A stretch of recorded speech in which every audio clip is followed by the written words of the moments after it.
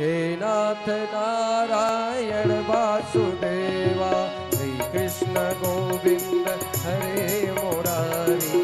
हे नाथ नारायण वासुदेवा, हे नाथ नारायण वासुदेवा, हे नाथ नारायण वासुदेवा, हे नाथ नारायण वासुदेवा, श्री कृष्ण गोविंद हरे मुरारी।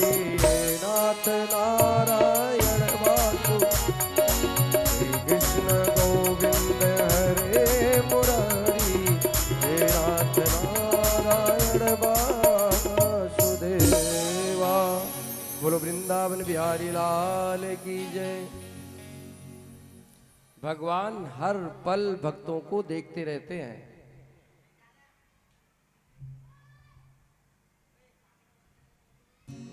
भगवान हर पल अपने भक्तों के ऊपर निगाह रखते हैं और भगवान ने बिना विलंब किए अपने चक्र सुदर्शन को पहले भगवान ने भेजा। बोला जाओ, मेरा भक्त कष्ट में है, अगर विलंब हुआ तो मेरे भक्त का प्राण छूट सकता है। चक्र सुदर्शन आया और उसने ग्रह के उस मगरमच्छ के सर को धड़ से अलग कर दिया, गजेंद्र के पैर को मुक्त करवा दिया, गजेंद्र मुक्त हो गए। भगवान कहते हैं जो मेरे भक्त का पैर पकड़ लेता है उसे मैं पहले मुक्त कर देता हूं, ये भगवान का नियम है। बोलो वृंदावन बिहारी लाल की। कभी भगवान के भक्तों से मत उलझना भाई, उनका अपमान मत करना, उनमें बड़ी शक्ति होती है।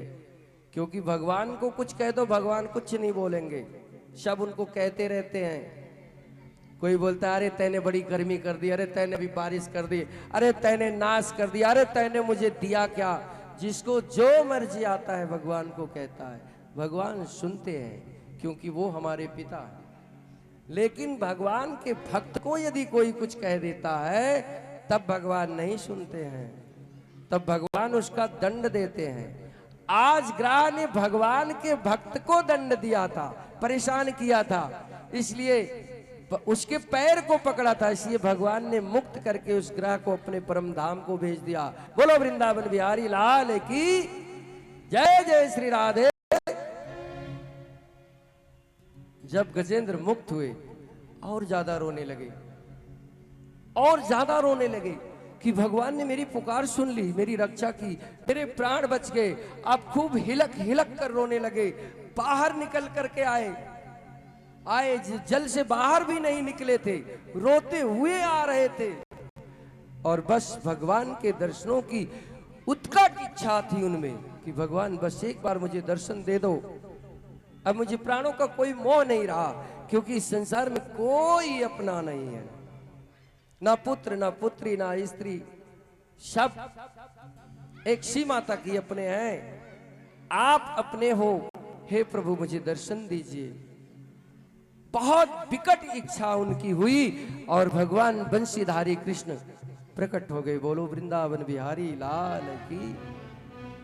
ऐसे भगवान हैं, ऐसे भगवान की लीलाएं हैं। और ये सब कपोल कल्पित नहीं है मेरे भाई बहन, ये सब घटी हुई घटनाएं हैं जो ग्रंथों में वर्णित हैं, जो इतिहास में घट चुका है। ये सब सत्य घटनाएं हैं। आओ एक भजन गाते हैं, फिर आगे बढ़ेंगे। जो हाजिरी लगाना चाहें जरूर लगाएं। मेरे पास एक पर्ची का मैसेज आया हुआ है प्रबंध समिति की तरफ से, तो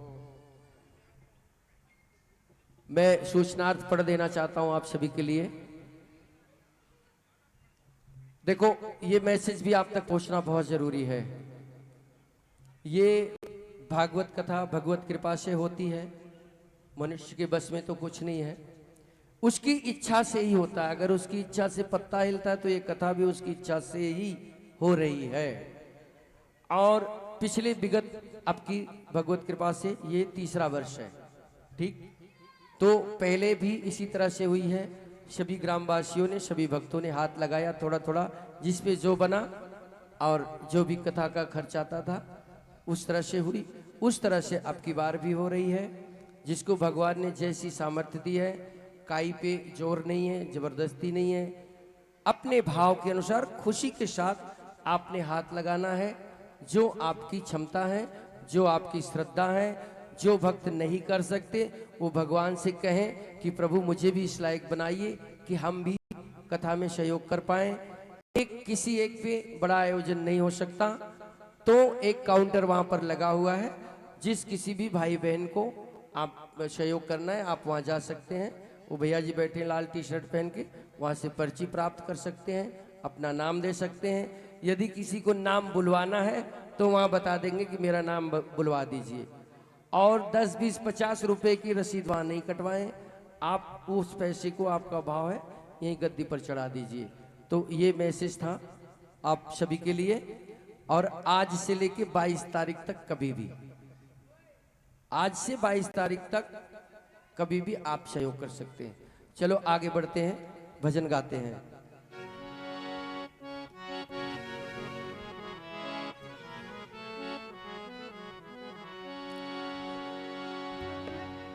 मैं जरा एक घूंट पानी पी लूं।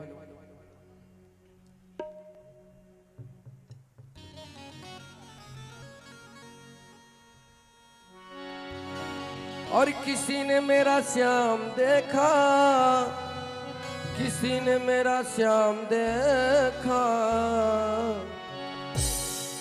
किसी ने मेरा श्याम देखा, किसी ने मेरा श्याम देखा। राधा राधा राधा राधा, बजाओ ताली।